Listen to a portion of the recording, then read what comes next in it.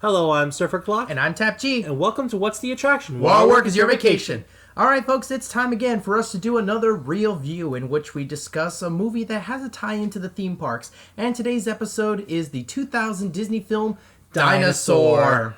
For those who don't know too much about this movie, we'll get into why in just a moment, but here's the general backstory. Disney's Animal Kingdom opened up in April of 1998. And when it did, there was this attraction called Countdown to Extinction, in which you hopped aboard your CTX Time Rover and went blast to the past back in time to go rescue one of the iguanodons from the Cretaceous, and eventually returned after dodging all sorts of crazy animals.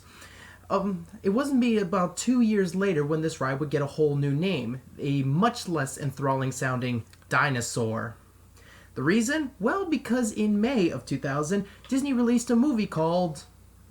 What was it called again? Dinosaur. Dinosaur, that's it. I knew it was something memorable.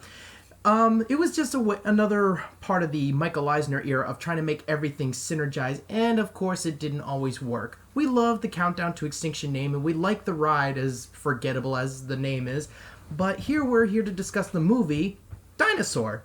So let's get into this. Let's talk about the story. What do you think?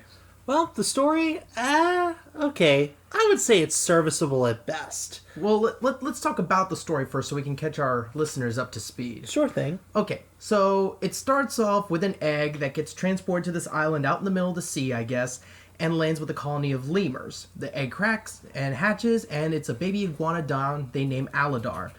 Then all of a sudden, one day, a meteorite strikes planet Earth and destroys the island. So now Aladar and his lemur family go off to find a new home, whereupon they meet a whole herd of dinosaurs, including the leader, Crone, his right-hand dinosaur, Bruton, and the lovely Nera, who may or may not be the love interest. We don't know. Disney's funny like that.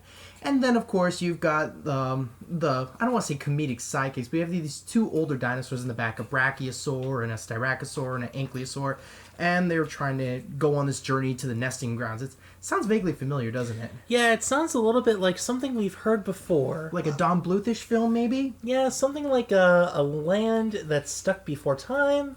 Yeah, this movie is essentially Land Before Time, done with that Disney flair. With better computer graphics and adult dinosaurs. There's really no other difference. The main point of the film is that Aladar is brought up with colonies of lemurs, so it's all about teamwork and working together and family and all that great stuff. Whereas the big bad Chrome says, no, it's everyone for himself, only the strong survive. Gee, I wonder where this story's gonna go. It's so oversimplistic. Yeah, I mean, I feel like other films, even Land Before Time itself, did this so much better. Mm-hmm. And I mean, it didn't even have a budget of, what, 10 million? Something like that. And Dinosaurs had a huge bloated budget. I mean, this was the one that they were really expecting to just revolutionize everything about computer graphics. And Toy Story had come out just 5 years before. Yeah. Now, the movie was a box office success. Kind of, yes. It's kind of like how some politicians can win the popular vote but not the electoral vote, and other way around. That it won a lot of money at the box office, but does anyone remember it? No. No, kind of like really. Avatar, you know? Yeah, well, I think people still remember Avatar. Yeah. And I mean, it made way more than Dinosaur. It certainly did, but not many people even bother remembering it. They just but Animal Kingdom's really going to help later on down the road. And much like Avatar, this isn't exactly in the pantheon of classic Disney movies. I can honestly tell you, when this movie was first advertised, I was a kid when I saw this in Disney Magazine. They were talking about a young dinosaur raised by lemurs and going on an adventure. Now, what Disney movie came out in 1999? Tarzan. And what was Tarzan about? A young outcast growing up with a family of primates. I'm like, didn't I just see this? Sounds kind of similar. I didn't even bother going to see it in theaters. I kind of saw the trailers. It just didn't interest me much. I think I may have seen it in theaters, but I honestly can't remember. But in any case, yeah, even other dinosaur films, even Walking with Dinosaurs, like the movie, actually kind of did this better. And that's really a step up. Yeah. I mean, they still have the dinosaurs talk, but we'll get more into that with the whole character section of this. Now this I couldn't find myself really too enthralled with the story, but I guess for like a family film, it works kinda. There's really nothing offensive about it at all. No, absolutely not. I mean, it's a Disney movie, of course not. Well, it's still rated PG for intense action, and even that's a stretch. I bet seeing it in theaters, it would have been a little bit thrilling for, younger kids. There are some like close-ups of like some of the lemurs or the dinosaurs that are just like, whoa, dude, just back up from the camera. I don't know if they were doing 3D back then or what, but it seemed like they were trying to. Sorta, kinda, maybe, yeah.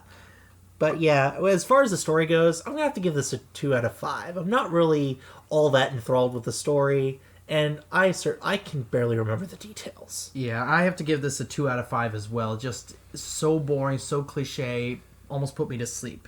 All right, let's talk next about the characters. Of course, this had a pretty bloated cast of characters, I would say. Yeah, I tend to like movies that have fairly smaller casts so you can keep track of characters, and then you can work on making the characters interesting and deep and captivating. And Dinosaur did none of that. Absolutely none of that. First of all, there's Aladar. Kind of your typical cliche character. I kept waiting for some sort of personality emerge, and he even had the really cool voice of D.B. Sweeney. I really like it, but there is just nothing to him. Yeah, nice sounding, but just really nothing to him. Like, he's supposed to be the protagonist, right? Yeah. I honestly couldn't tell. Yes. I felt like there really were no defined roles except these dinosaurs may be good and these dinosaurs are bad. It's very basic. Very cookie cutter, very black and white, and they just had no real depth to them at all. They're not really that relatable. None of the characters were. Aladar came the closest to actually being relatable, but he's such a kind of a blank slate. Not like Bella Bad from Twilight, but sure. Blank. Yeah, and all the rest of the characters, I couldn't tell you the first name of any of them at all. I mean, thankfully I'm able to remember the names, but I just don't care to remember them. That's the sad part. I think probably one of the most offensive ones in the movies was Zinni, who was the... That's an uncomfortable name to say. Zinni. It's like... When I first read it, I'm like, isn't it supposed to be Zini? I don't know. Why Zinni? Ugh. I think it's just because they probably ran through their alphabet of names and hit Z. He comes off as kind of like a Wallowitz from Big Bang Theory. One of the first times you see him, he's doing sleazy pickup lines like, "I'm the professor of love, class in session." I'm like, oh my, wow. Yeah. Just wow. This is the same character who calls himself the Love Monkey, okay? Ugh. Yeah, and the whole issue of monkeys being in this particular time period, that's a whole nother issue altogether, isn't it? We'll get to that in just a bit. Even Crone, I kept waiting for some line for him to say, "Only the strong survive." He didn't even say a cliche line, and he felt like such a cardboard cutout of one. And what's hilarious? He's voiced by Samuel E. Wright, the voice of Sebastian from The Little Mermaid. Are you serious? Dead serious. He also played Mufasa on Broadway.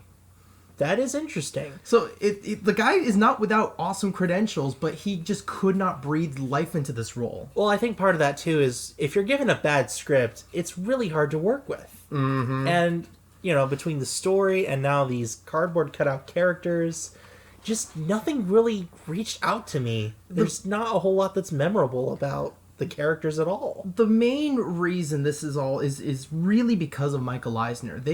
When this movie was first being made, they wanted to make this grand epic with no voices, kind of like what Walking with Dinosaurs originally was supposed to be, or the Spirits, Stallion of the Cimarron, right?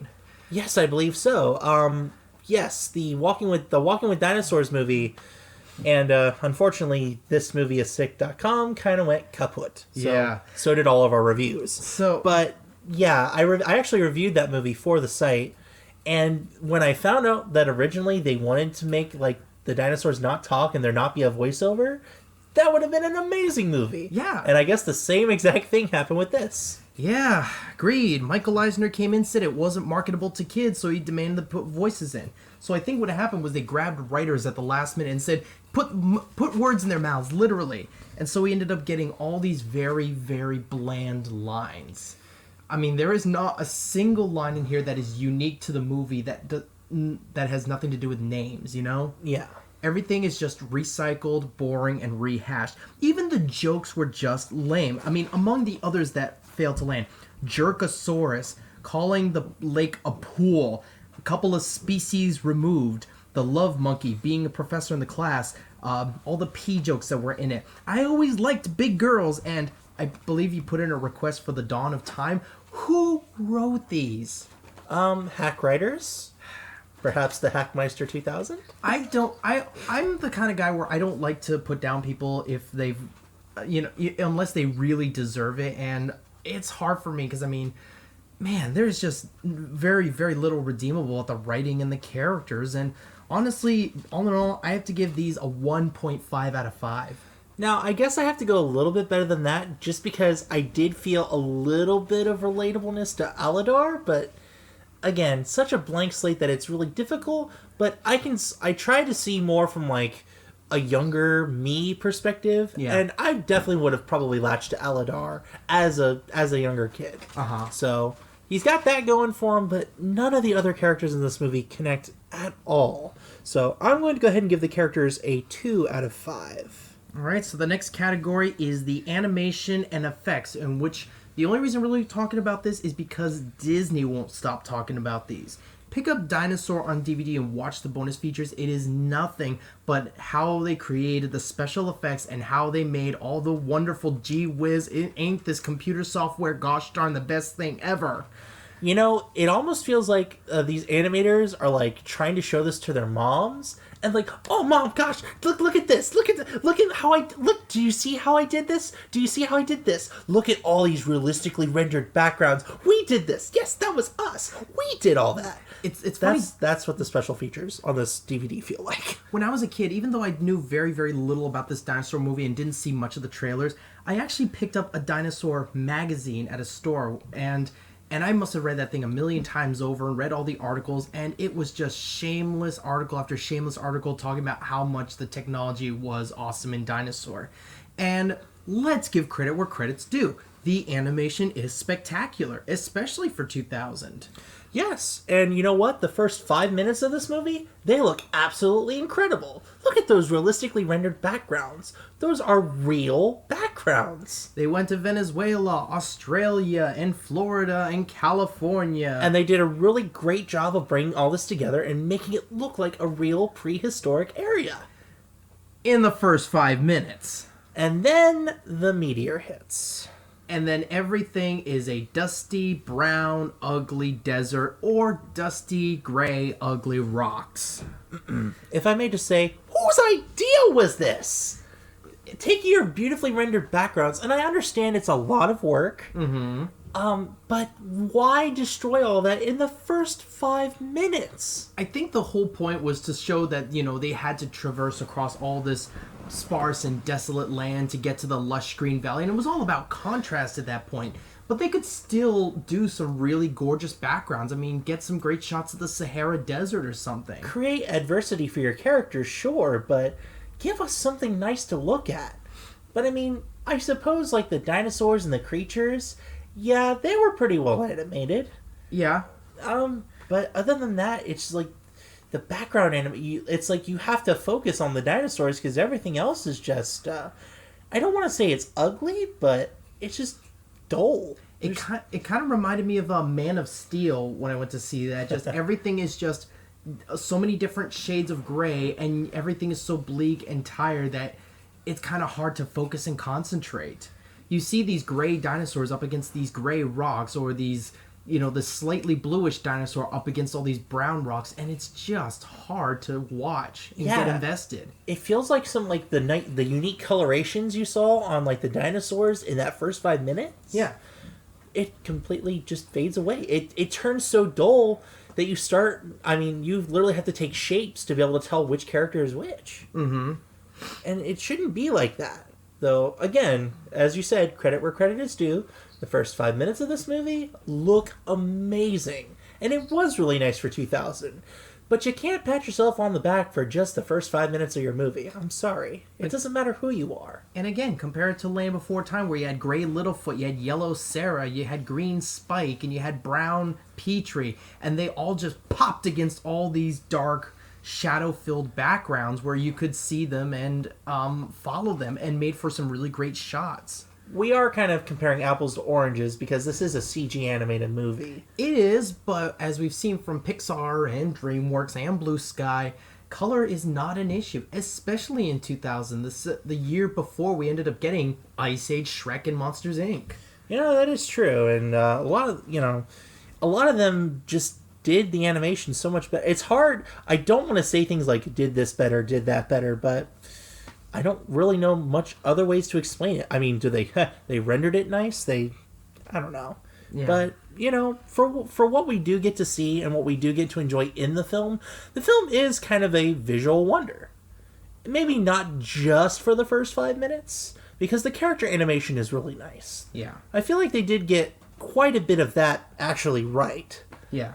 But, other than that, it doesn't look that great, but, it moves just fine. So I'm going to go ahead and give the animation and effects a 3 out of 5. Certainly respectable for the time and what was done, but, I think, it could have maybe used a little bit more polish and maybe not make the whole film look gray and dull for the rest of it. I have to give it a 4 out of 5 because even for 2000 and even today, the animation holds up fairly well. Yeah, I gotta say it does. It holds up fairly well. I just don't like that the first 5 minutes is the most colorful thing you get to see. It's like a bait and switch, isn't it? Almost. When you consider that most of the advertising for this movie was done based on that first 5 minutes. Yeah. Wanted to just throw that out there before we move on. That was kind of unfair then, wasn't it? Just a little bit. So let's actually talk about the musical score. And to me, this was actually the highlight of the film. It really kind of was, wasn't it? A good score fades into the background and is barely noticeable, but when it wants to be noticed, it plays just right to the scenes. It doesn't always have to be like big grand crescendos like whatever John Williams does or Alan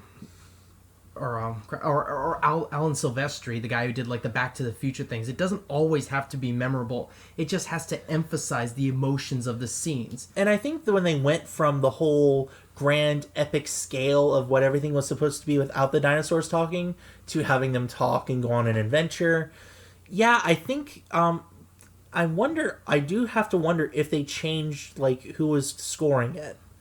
I don't actually know if that may have happened. Sometimes it does feel like a John Williams score, and other times it feels more like a Danny Elfman score.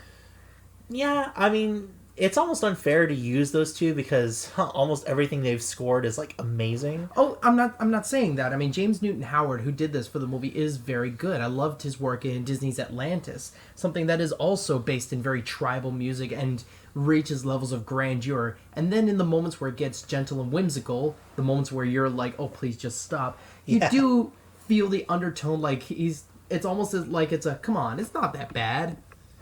Kind of very Danny Elfman-esque. It makes it tolerable, I suppose. And even just listening to the soundtrack, even just on its own, you can tell so much love and care went into it. Yeah. Even if this was a film that, it did respectably well, nobody really talks about it all that much. And I think, unfortunately, that also goes for the score itself. So, the score was nice for the film. I think it did its job very well. Sometimes it carried more than the actual film did. Ultimately, I wouldn't download this off of iTunes. It's very tribal. It sounds like something that was born right out of either Lion King or just Africa in general, and I get the feeling that they're going for, but sometimes it almost didn't quite mesh with this movie. It was all right. I liked it, and I did like what it did accomplish what it had to. I have to give this a 3.5 out of 5. All right, yeah, I'm right there with you. Maybe not so much in the whole I didn't feel it meshed because I didn't have any particular issues with the score as far as it relates to the film. I felt like things really did belong, but, I mean, you can always do something a little bit better. So I'm going to go ahead and give it a 3.5 out of 5 as well. All right. So let's talk about this movie as an overall. Before we get into this conversation, let's talk about this, since the whole idea of Real Views and us being theme park critics is we have to compare and contrast the movie and being a theme park attraction. Was it worth turning Countdown to Extinction into a synergetic approach for Dinosaur? No. It really should have stayed Countdown to Extinction. Cooler name. That's my biggest argument. Yeah, I mean, it's Dinosaur. Yeah, thanks. We've already got the Dino Institute. We've got everything all established. Did the story change at all? No, not as far as I know. I think the only things that really changed were the security cameras, and then you have Aladar peeking in the security cameras when you get off the ride. These iguanodons on the ride were meant to look like Aladar, because if you look, iguanodons actually have beaks. Ah, yes. So there's that perspective. I guess this whole started out as a whole ploy of, hey, Carnotaurs and Iguanodons, because that's what we're doing in the movie, and then they just kind of added it later just to pump it up. Part of me wonders, since most people are pretty apathetic toward this, what if Disney did something like merging Home on the Range onto Big Thunder Mountain? No, please don't. Now, I'm not saying like they have to put the characters and everything, but just like what if they added like 3 statues of the cows like somewhere on the ride? Didn't change the ride integrity itself, just added them as a synergy. And I think people probably would get a lot more ticked off since that's not a very well received movie. No, it's not at all. But, I'm going to put that out there. I want to ask people, what would you think if that kind of thing happened? If they did a similar thing with Home on the Range on Thunder Mountain? Because I'm really curious to see what people think. That would be cool, yeah. So go ahead and leave a comment below as far as what you think about that. Okay, but now getting back to being an overall... Sure. Weak. Very weak. But I would say it's weak, but... And I would say most folks are probably fairly divided on this movie. Mm-hmm. Either you really like it, or you really don't. And I really don't. Yeah, I have to say, but I say I'm right in the middle on this one. Yeah. Sure, this wasn't a great movie, and certainly not one I would consider in the pantheon of classic Disney movies. No. It's relatively inoffensive. Yeah. I mean, it's not something where I feel like I entirely wasted my time watching it. Mm-hmm. But, I'm not really going to remember anything from this movie. I'm certainly not going to go around quoting this movie. I'm not. There's just... It did, at the time, it represented the potential for computer animation. Yeah. It really stood as Disney taking a step up and going, this is what we're going to do. This is the future of computer animation. Mm-hmm. This is where we're going to take it. And we're going to hand that off to Pixar and let them do it. Yeah, this was right at the end of the animation renaissance, and just when Disney was starting to lose its audience on animated films. But, overall for this one, for me, this movie is just kind of meh. Yeah. And I can't think of any better word to describe it than meh. I just resent this movie overall on the basis that with just all the bonus features just back-patting themselves on all the great technical wizardry and not on story and characters. But the thing that irks me most, they spent so much time praising what they got right, they got just as many details wrong. Now, at this point, most people would consider this nitpicking, but again, they set themselves up to say, we got this right, we made this look right, we made them look like dinosaurs. Well, if you did, you would have known that Carnotaurs are actually smaller than Iguanodons. They're not as big as T-Rexes. That was actually a suggestion when they originally wanted to make T-Rexes, but switched it over because Lost World didn't do as well as it did. There were supposed to be feathers on the raptors. They cut that because of budget concerns. And then of course, one of the things people complain about with Jurassic Park was that they don't always get the eras right because you have some Jurassic, some Cretaceous. Well, how about this? Brachiosaurs, late Jurassic, I should say. Iguanodons, early Cretaceous. Carnotaurs and Styracosaurs, late Cretaceous. Lemurs, Pleistocene, thank you. Lemurs didn't appear till the Pleistocene era. There was no grass back in the Cretaceous. And how about the most bothersome thing? Why did some dinosaurs talk and some didn't? That is really kind of a sticking point, isn't it? I mean, you want to talk about how in Tarzan the leopard didn't talk while all the other creatures did? Fine, I'm willing to go with that. Primal predator. But you have 2 Carnotaurs and you could have had some really cool dialogue between the 2. But no, or one of them's like a dog, Earl. My guess is they wanted to go sort of the Land Before Time route with it, but I just don't think they wanted to overdo it. I think they still had that grand epic vision for it, but now, they had to try and make it a little bit more marketable to the kids. Yeah. So they wanted to not cross a lot of lines, but at the same time, they still wanted to kind of have that marketability, but at the same time, just make it grand. I don't really know any other way to talk about it other than that. It was supposed to be a compromise between a big grand movie and good for kids, and it didn't reach that goal for either. Yeah, it really kind of dropped the ball on both ends. It was too kiddie for grandeur, and it was too boring and plain for the kids. Yeah, it just...